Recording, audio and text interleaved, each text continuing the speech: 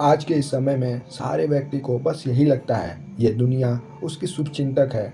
ये दुनिया के लोग उसकी बहुत परवाह करती है।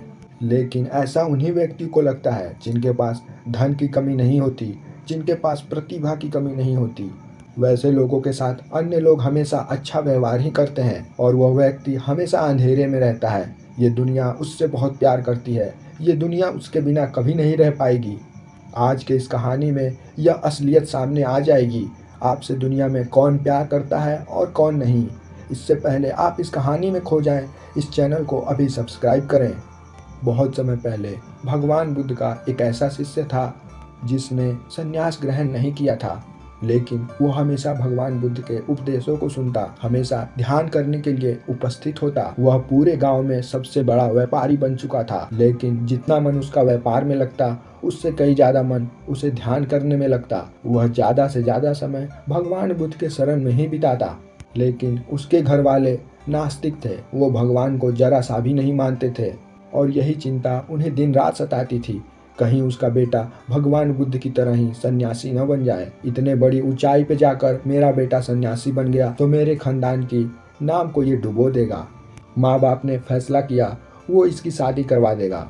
उसने अपने गांव की सबसे खूबसूरत लड़की का चयन कर अपने बेटे की शादी उस लड़की के साथ करवा दिया। शादी हो जाने के पश्चात कुछ महीनों तक वह भगवान बुद्ध के पास न जा सका। भगवान बुद्ध को उसकी चिंता होने लगी।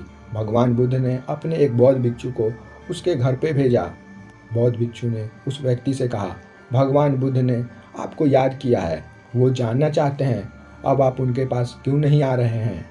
उस व्यक्ति ने सोचा इससे अच्छा मौका क्या हो सकता है, भगवान बुद्ध ने मुझे याद किया है। वो उसी बौद्ध भिक्षु के साथ भगवान बुद्ध से मिलने के लिए घर से निकल पड़ता है। व्यक्ति भगवान बुद्ध के पास पहुंच जाता है। उसने चरणों में प्रणाम किया। भगवान बुद्ध से कहा, हे बुद्ध, आपने मुझे याद किया, इससे सौभाग्य वाली बात मेरे लिए और क्या हो सकती है। हे बुद्ध, बताएं मैं आपके लिए क्या कर सकता हूँ। बुद्ध ने कहा, बहुत दिन हो गए, तुम मेरे पास अब क्यों नहीं आते हो, क्या हुआ, क्या तुम्हें कोई समस्या है। उस व्यक्ति ने कहा, हे बुद्ध, मेरे घर वाले मुझे आने ही नहीं देते हैं। मेरे माँ बाप मेरी बहुत चिंता करते हैं। मेरी पत्नी तो मुझे अपने नज़रों से दूर तक नहीं होने देती। मैंने अपने व्यापार की जिम्मेदारियां भी अपने नौकरों पर ही सौंप दिया। मेरे घर परिवार वाले मेरी हमेशा चिंता ही करते रहते हैं। हे बुद्ध, ऐसे में मैं आपके पास कैसे आ सकता हूँ। भगवान बुद्ध ने कहा, क्या तुम सच्चाई जानना चाहते हो। व्यक्ति ने कहा, मैं आपकी बातों को नहीं समझा।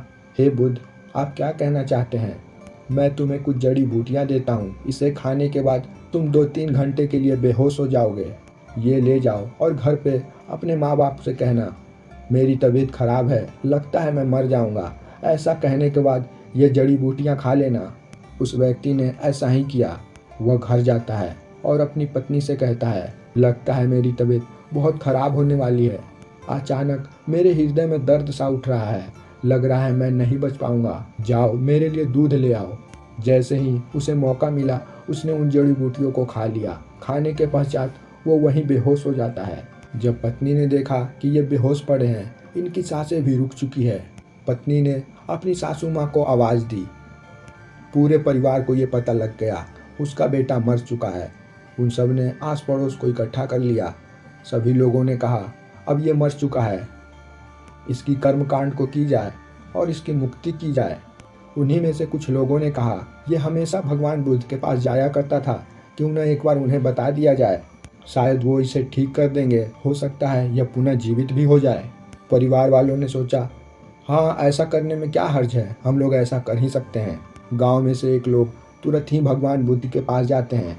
जब भगवान बुद्ध उस व्यक्ति के घर पे पहुंचते हैं, बुद्ध ने उन घर वालों से कहा, ये जिंदा हो सकता है, इसकी पूरी मृत्यु नहीं हुई है। घर वालों ने ये जैसे सुना उनकी खुशी का ठिकाना न रहा। तभी भगवान बुद्ध ने कहा, लेकिन आप सब में से किसी एक को अपनी बलि देनी होगी, अपनी प्राणों की आहुति देनी होगी, तभी ये जीवित हो पाएगा। अब उस व्यक्ति को होश आ चुका था, वो बस मरने का नाटक ही कर रहा था। उस व्यक्ति को ये सारी बातें सुनाई दे रही थी। बुद्ध ने कहा, आप सब में से इससे कौन अधिक प्यार करता है, कौन इसकी प्राणों की रक्षा के लिए अपनी प्राणों की आहुति देगा। आप इसकी माँ है ना, आप अपनी प्राणों की आहुति दे दें, आपका बेटा जीवित हो जाएगा। माँ ने कह दिया, अगर मैं अपने प्राणों की आहुति दे दूंगी तो ये जीवित तो हो जाएगा, लेकिन मुझे मरा हुआ देखकर ये फिर से मर जाएगा। ये मुझसे बहुत प्यार करता है। भगवान बुद्ध ने उसके पिता से कहा, क्या आप अपने बेटे से प्यार करते हैं? आप अपनी प्राणों की आहुति दे दें। पिता ने कहा, मेरे इतने बड़े व्यापार को ये कैसे संभाल पाएगा? इसका जीवन तो यहीं तक था। अब मरने वाले को कौन रोक सकता है? जो होता है अच्छे के लिए ही होता है। मैं जानता हूँ मैं इससे कितना प्यार करता हूँ और मुझे ये किसी के सामने नहीं जताना। अपने इन्हीं बातों में उसने उत्तर नहीं में दे दिया। भगवान बुद्ध ने उस व्यक्ति के पत्नी से पूछा, ये व्यक्ति तो कहता था तुम इससे बहुत प्यार करती हो, अपने नज़रों से दूर होने नहीं देती, तो क्या आप इसके प्राणों की रक्षा के लिए अपने प्राणों की आहुति नहीं दोगी? पत्नी ने भी अपनी सासू माँ की तरह ही जवाब दे दिया, मेरे बिना ये जीवित नहीं रह पाएंगे। अगर मैं मर जाऊंगी तो इनका जीवन अधूरा ही रह जाएगा, तो क्या फ़ायदा इनके जीवित होने का? भगवान बुद्ध ने कहा, आप सब इसको जीवित करना नहीं चाहते हैं, क्या मैं अपनी प्राणों की आहुति दे दूं? पांचों परिवारों ने एक साथ कहा, हाँ, आपका तो जन्म ही इसलिए हुआ है। साधु का तो काम ही होता है समाज की सेवा करना। आप अपनी प्राणों की आहुति जल्द दे दें। इतना कहना था, बस वो व्यक्ति उठ गया। उसके सामने सारी सच्चाई आ गई। व्यक्ति दर्द से टूट चुका था। उसके मन में एक असहनीय पीड़ा थी। मरने के बाद उसे कोई चाहने वाला नहीं था। उसकी प्राणों की रक्षा के लिए कोई भी अपनी आहुति देने को तैयार नहीं हुआ। अब कहानी को यहीं रोकते हैं और अभी के समय में आते हैं। आज के लोग आपसे झूठे वादे करते हैं, मैं तुम्हारे लिए सब कुछ कर सकता हूँ, लेकिन जब व्यक्ति का अंतिम समय आता है, सारे व्यक्ति पीछे हट जाते हैं। सब व्यक्ति के चेहरे पर केवल झूठा ही चेहरा दिखता है। सब व्यक्ति बस नाटक कर रहे होते हैं।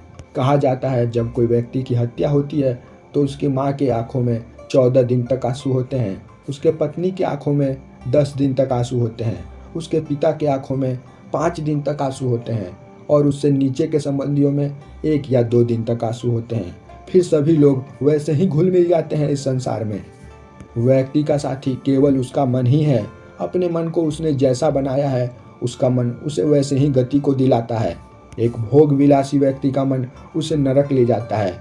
एक शुभ कार्य करने वाले व्यक्ति का मन उसे स्वर्ग ले जाता है। आप अपने मन में जैसे ऐप इंस्टॉल करोगे, ये वैसा ही प्रोडक्शन आपको देगा। आशा करता हूँ आप इस कहानी के भाव को समझ गए होंगे। अगर आपके मन में कोई भी सवाल हो तो कमेंट सेक्शन में ज़रूर पूछें।